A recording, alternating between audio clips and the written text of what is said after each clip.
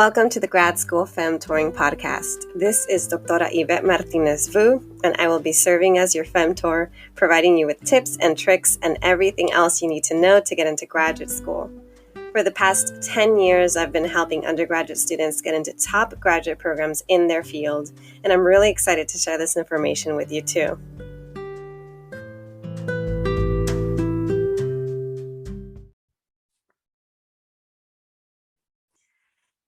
All right, welcome everyone. I hope that this recording ends up going smoothly because it's my second time. Technically, actually my third time, because as soon as I started, my son walked in on me recording and I stopped, and then I started recording again, and right in the middle of it, I don't know, 10-15 minutes in, my computer died.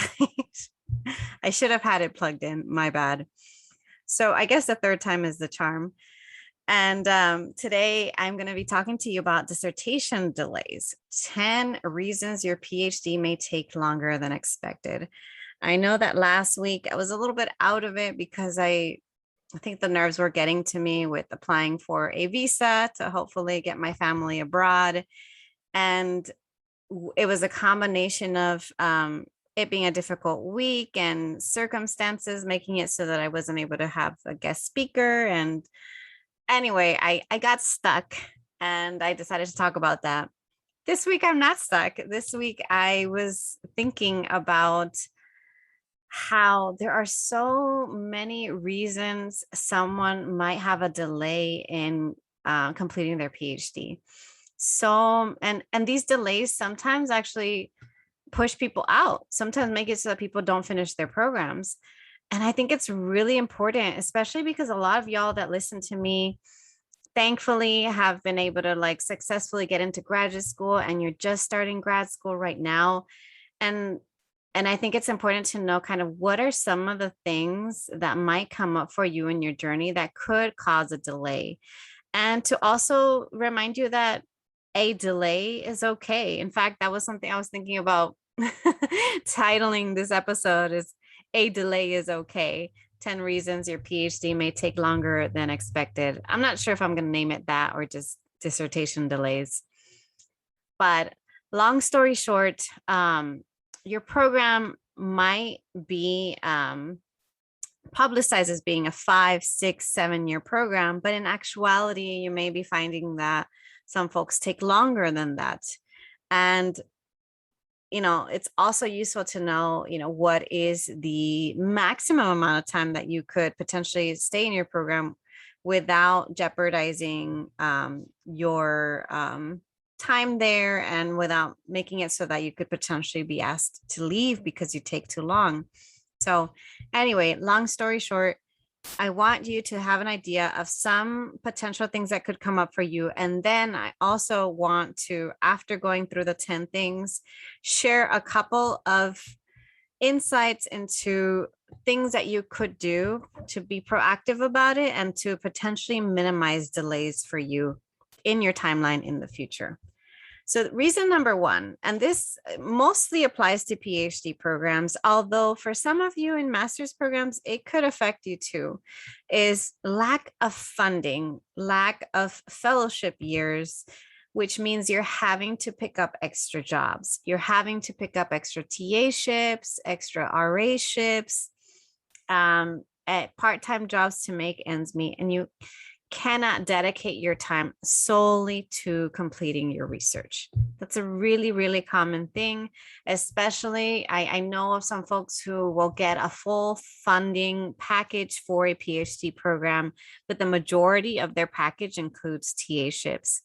And one thing you may not realize if you haven't been a TA before is that when you're a TA, you may get a 25% time, 10 hours a week, 50% time, 20 hours a week TA ship. But even though they're paying you for that amount of time, it's really easy for you to take a lot longer than that. You could potentially make your TA ship a full-time job, especially if it's your first time TAing, your first time doing the curriculum development, your first time lesson planning, your first time holding office hours, your first time grading and giving feedback. It's can be very time consuming. And especially for those of us that care a lot about the content that we're teaching, the students that we're teaching about, to go out of your way and take extra time every week to serve the students that you're teaching. So lack of funding, lack of fellowship years, extra TA-ships, or extra part-time jobs of any kind, that takes away time from your research, which then could potentially lengthen the amount of time it takes you to finish your PhD. All right, reason number 2 has to do, and there are a couple of reasons I'm going to mention that have to do with your research, especially things that happen outside of your control when it comes to your research. So the first one is if you're doing STEM-based, lab-based, experimental type of research, experiments fail. What happens if your experiment fails? You got to start all over, and it fails again. You got to start all over. And then you see how like every time you're setting up the experiments, setting up the procedures, getting all the materials you need, the supplies, the instruments, the machinery, etc., all of that takes time. You could run into delays in your experiment, delays in getting access to instruments, supplies, etc., getting the funding to be able to gather all of the materials too. And then also with COVID, there were delays in even getting access to labs. So if you don't have access to the lab, you can't do the research, which means you can't analyze the data. You can't gather the data to then analyze it, to then write the dissertation. So you see what I mean? These are all things outside of your control related to just an inability to get the research done the way that you imagined it would get done. Reason number 3. So a couple of the reasons I'm going to mention have to do with your research and things outside of your control. Other reasons I'm going to mention have to do with your advisor and the support that you get from them. So this one, reason number 3, is lack of supervision and hands-on support from your advisor. This, unfortunately, is really common. And then kind of hand in hand with that is lack of clear communication with your advisor. And I can imagine that this happens easily because professors are really busy. They've got their own lives. They've got their own requirements that they need to meet, whether they're trying to get tenure, they're trying to go up another step, they're trying to get promoted from associate professor to full professor and so on. They've got other grants. They might be a director of a center. They might be the chair of a department. They have a lot going on. And so if they are the advisor on multiple different dissertations, it's easy for them to kind of not always be hands-on, not always be there to check up on you regularly, to communicate with you regularly. So it's really up to you to ensure that that's happening. So if you don't have clear communication with your advisor, then that means that you're going to have lack of clarity with your milestones, with deadlines, with your timeline. You could be feeling more isolated. So that the relationship that you have with your advisor is very important. And a lack of kind of hands-on support from them could cause delays for you.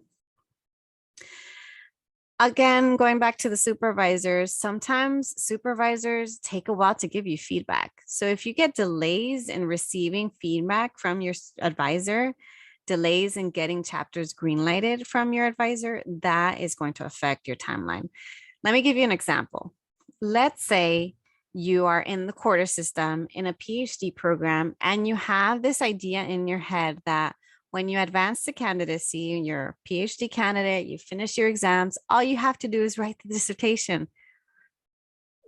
Pretty straightforward, right? And you think to yourself, okay, I'm going to write 1 chapter per quarter, and I'm going to have my dissertation done in, I don't know, 2 years, because, it's a chapter per quarter. So you're going to write 4 or 5 chapters and then you're done, right?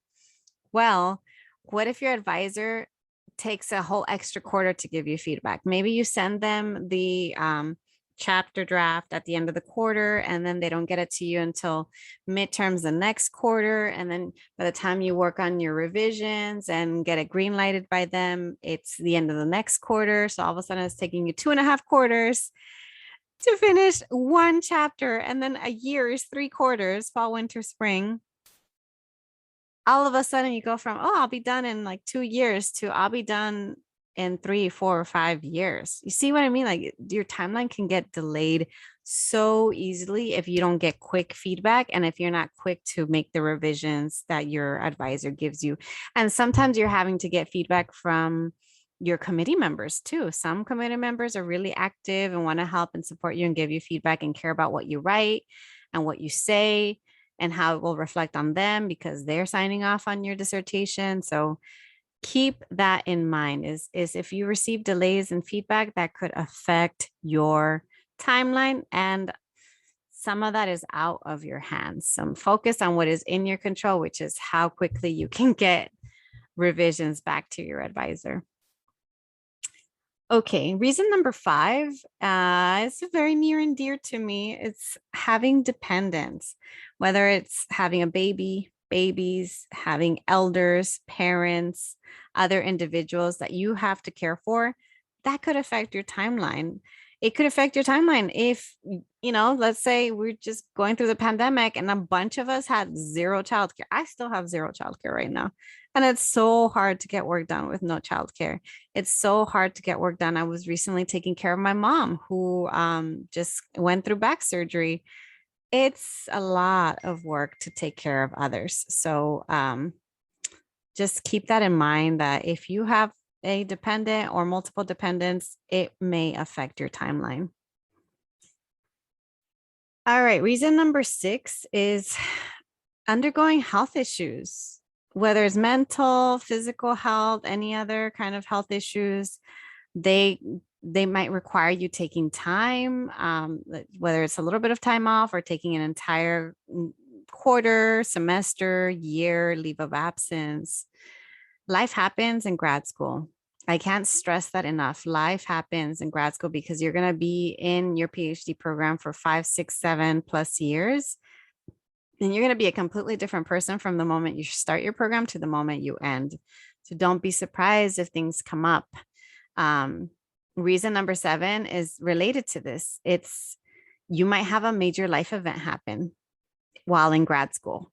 And there's all kinds of major life events, whether it's the whole dependent thing, you have a baby like I did, or maybe you're experiencing the death of a loved one, or maybe you are experiencing a sudden loss of income, or a separation with a romantic partner, or climate-related disaster, or who knows what else could potentially happen. Hopefully these things don't happen to you, but again, life happens in grad school. You never know what you might face, and that could cause a delay, and understandably so.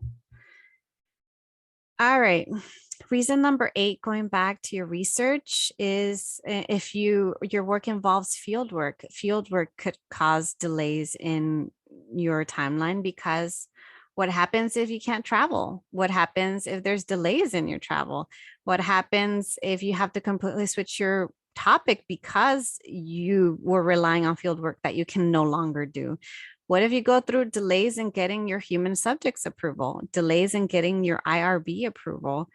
All of these things can delay your timeline. Reason number 9, we're getting close to the last one. Reason number 9 is a little bit on you and a little bit on your advisor and a little bit on your program, but it's unclear planning and no time management. So sometimes it's on you, and you're struggling with your own time management, struggling with meeting deadlines and milestones. Sometimes it's not on you. Sometimes things come up for you in your program that you had no idea, nobody warned you about. You had no idea that something was going to take as long as it did. You had no idea about the writing process, and you didn't realize how long it would take to write a dissertation. You didn't plan for the revisions, or you didn't plan for the edits. You didn't plan for the delays in getting feedback. See what I mean? But it's the planning and the time management that is getting in the way. All right. Reason number 10 is not, okay, this one's really common and I don't think it's spoken about enough. It's not getting an academic job and needing to stay another year as a graduate student so that you can maintain your income as a student, whether it's as an RA, as a TA, so that you can maintain your health insurance for another year. And a big one, a big reason why people stay in the grad programs an extra year when they don't get an academic job is that they want to remain competitive because there is this hidden, I guess, what is it, like expectation or realization that the longer it takes between the moment that you get your PhD and the moment that you get a tenure track job, the longer it takes, the less competitive you are. So if you're more far removed from having gotten your PhD to then getting a tenure track job, then your chances of getting it decrease. So a lot of times individuals say or will encourage you to stay at ABD, to stay as a doctoral candidate, to stay as a student so that you can seem more competitive because you're still fresh. You're still like, going to be like recently out of grad school with new ideas, etc. And that is deemed more competitive. So a lot of folks stay as a student because they want to have an extra year to then reapply for the academic job market and hopefully get that coveted postdoc tenure track job a year later. Or some folks, they don't land a full-time job and they want the safety net, even though you don't make a lot of money as a grad student, just the safety net of keeping up with your health and having the access to health insurance and having access to some income through, like I said, TA ships or RA ships. That happens a lot, comes up time and time again. I don't think it's spoken about enough, especially if you're early on in your grad program. You may not realize that this is happening, and this is why some folks haven't graduated yet in your program. All right, now I'm going to talk about a couple of things that you could potentially do to help minimize delays. Again, if you take longer, there's no shame in that. I know I took longer to graduate in my program among my cohort. But if there are things you can do, why not, right? To try to get done and finish quicker and move on to the next thing in your life. All right. The first thing is establishing good communication with your advisor right away. Why do I say this? Because the earlier you do this, the better off you'll be. Your relationship with your advisor can make or break your experience in grad school. So make sure that you establish clear lines of communication and expectations about how you're going to work together.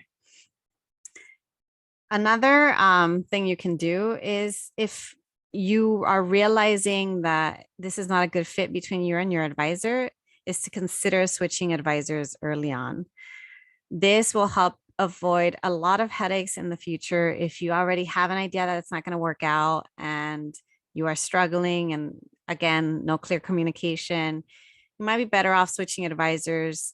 The longer you wait to switch advisors, the more complicated it can be, especially as you're navigating exams and other milestones. So consider switching your advisors early on if you think that it will benefit you and that there might be a person who is better for you and in the way that you want to be supported in grad school.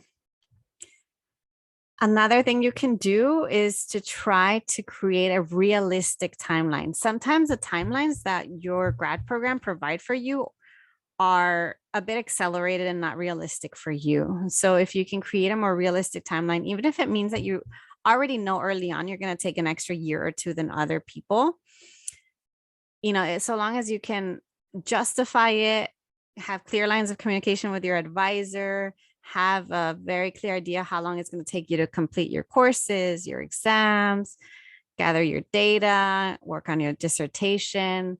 You should be able to get support on that. And it'll make you feel a lot better to know that what your own timeline is, instead of feeling like you're always behind.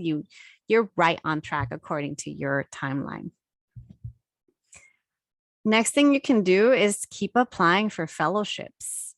Why? Some folks maybe they have full funding and they don't think they need to apply for fellowships, but the more funding that you can get, the more options to have a fellowship year and to not have to be working so much so that you have more time to dedicate to your research. So don't forget to just keep applying for fellowships throughout your graduate program.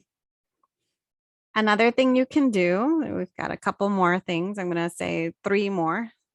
So the next thing you can do is make sure you identify resources and forms of structural support within your institution.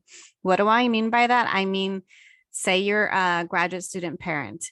Are there forms of childcare available? Is there a childcare stipend available or scholarship available at your institution? If so, take advantage of it. Take advantage of subsidized daycare, of a scholarship to help you pay for a babysitter, or take advantage of access to mental health services, access to therapy, support groups. Maybe there's a writing center at your institution, working with a writing consultant for free, taking advantage of writing workshops. Basically, figure out what is available to you as a student and take advantage of those resources to help you manage grad school and your grad school expectations. All right, the second to last thing I'm going to say is this is important, actually. And it's important to find this out right away. You want to know what is the maximum amount of time allowed in your program. So at what point would your program ask you to leave because you've taken too long? Maybe it's at year 8 or year 9 or year 10. And then what are reasons that you can potentially petition to take extra time? So maybe it is 8, 9 years, or maybe it's 10 years, but maybe they make exceptions because of COVID or because of having a baby or because of whatever life event happened and they have a petition for it. It's just good to know your options. It's good to have this information. Not necessarily, that doesn't mean that you might need it, but it's just always good to know.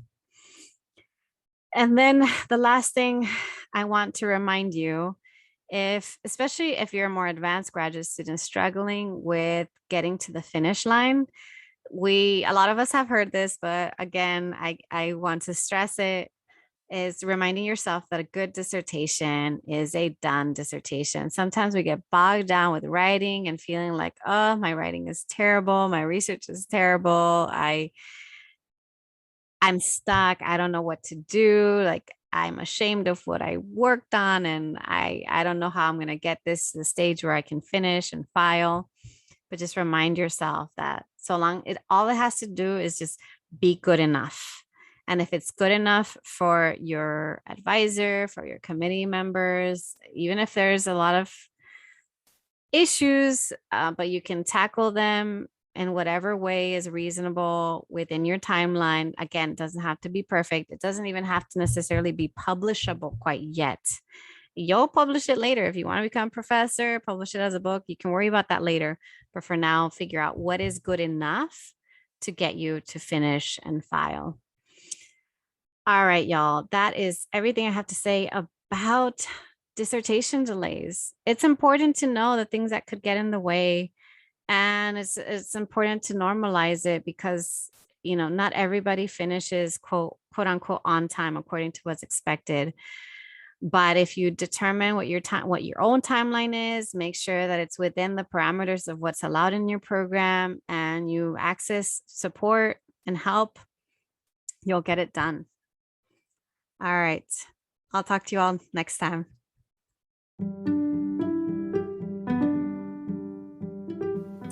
Thanks so much for joining me in the Grad School Femtoring Podcast. If you liked what you heard, please rate this podcast on iTunes, Spotify, or anywhere you tune in. You can also support the podcast by donating to my Patreon page, Anchor page, or Venmo account, which is at Grad School Femtoring. If you have questions or episode topics, you can contact me by sending me a DM on Instagram, sending me an email to gradschoolfemtoring@gmail.com, sending me a voice message on Anchor, or sending me a message via my personal website at YvetteMartinezvu.com. Until next time.